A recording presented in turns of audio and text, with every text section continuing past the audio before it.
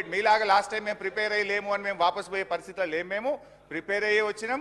ప్రతిదానికి మేము సమాధానం చెప్తాం. దయచేసి మీరు రాసుకోండి.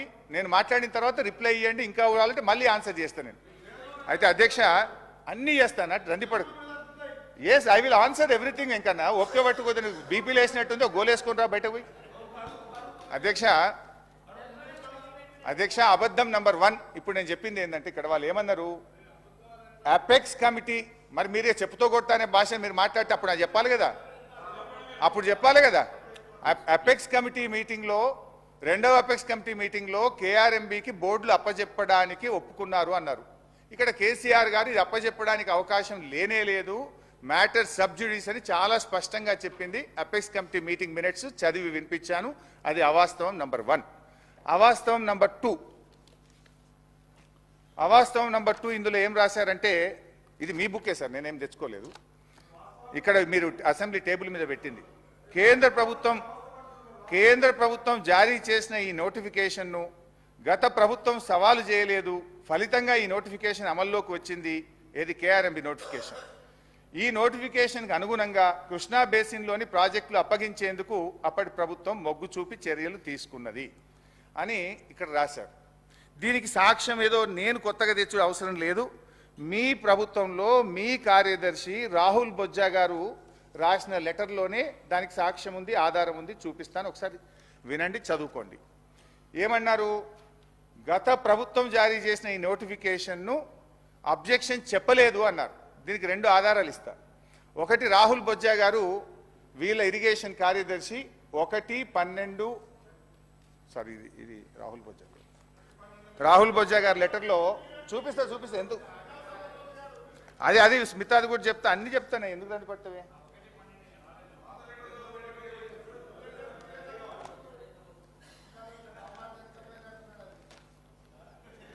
నీకు ఆ వ్యంగ్యం తప్ప నీకేమొస్తుందో ఇంకేమైనా వస్తా, అది నీకు గది తప్ప ఏం రాదు నీకు.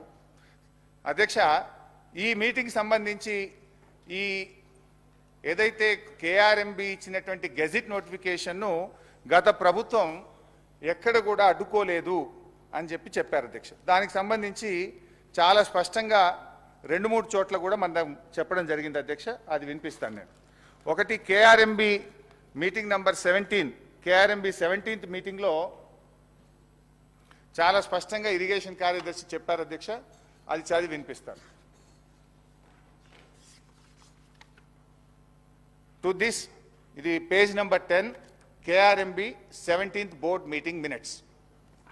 To this, Special Chief Secretary INCAD Government of Telangana stated that they did not agree for transfer of the components of Srisailam and Nagarjun Sagar and stressed that the matter may be referred to Apex Council to discuss common assets and review the Gazette notification number 2842E dated 15/7/2021.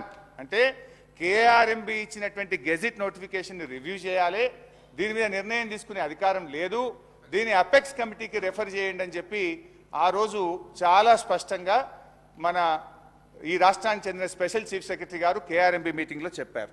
ఇది అవాస్తవం number 2. ఇకపోతే దీంట్లో in fact మీ రాహుల్ బొజ్జా గారి లెటర్లో కూడా చాలా స్పష్టంగా ఆయన కూడా చెప్పున్నారు. 3వ విషయానికి వస్తే అధ్యక్ష, రాహుల్ బొజ్జా గారి లెటర్ కూడా చదివి వినిపిస్తుంది అధ్యక్ష. ఇది రాహుల్ బొజ్జా గారి లెటర్ డేటెడ్ 27/1/2024, 27వ తారీఖు రాశారు. రాహుల్ బొజ్జా గారు పేరాగ్రాఫ్ డిలో ఏం రాస్తారు పేజ్ 3లో అంటే, further Telangana sought modifications to gazette notifications SO number 2842, SO 2843 dated 15/7/2021. అంటే అప్పటి ప్రభుత్వం 15/7/2021 తేదీ నాడు ఈ గెజిట్ నోటిఫికేషన్లో మాడిఫికేషన్లు చేయమని ఉత్తరం రాసిందనే విషయాన్ని తిరిగి రాహుల్ బొజ్జా గారు తన లెటర్లో రాశారు. ఇది 2వ ఆధారం మీ ప్రభుత్వం. ఇక 3వ అవాస్తవం ఈ మీ బుక్లో నుంచే చదువుతున్నాను. పేజ్ నెంబర్ లేదు, పేజ్ నెంబర్ 3. పేజ్ నెంబర్ 3లో పారాగ్రాఫ్ 2 ఇందులో ఏం రాశారు, 6/5/2022 మే 6వ తేదీన జరిగిన 16వ KRMB సమావేశంలో తెలంగాణ చీఫ్ సెక్రటరీ రజత్ గారు, ఈఎన్సీ మురళీధర్ గారు నీటి నిర్వహణ నియామావళిని ఖరారు చేసి ఈ ప్రాజెక్టులు అప్పజెప్పడానికి ఉత్తర్వులు జారీ చేస్తామని హామీ ఇచ్చారు అనేటువంటి విషయాన్ని ఈ పారాగ్రాఫ్ 2లో రాశారు. అప్పచెప్తామని తెలంగాణ ప్రభుత్వం ఒప్పుకున్నది, అప్పటి ప్రభుత్వం ఒప్పుకున్నదని మీరు రాశారు. ఇందులో అప్పచెప్పేందుకు అవసరమైన ఉత్తర్వులను తెలంగాణ ప్రభుత్వం జారీ చేస్తుందని స్పెషల్ సిఎస్ బోర్డుకు హామీ ఇచ్చారని మీరు ఇందులో రాశారు. దీనికి మీ రాహుల్ బొజ్జా గారే మంచి సమాధానం చెప్పిండ్రు. అది కూడా చూడండి. రాహుల్ బొజ్జా గారు మీ సెక్రటరీ, మీరు వచ్చిన తర్వాత పెట్టుకున్న సెక్రటరీ, పేజ్ నెంబర్ 3లో చాలా స్పష్టంగా రాశాడు.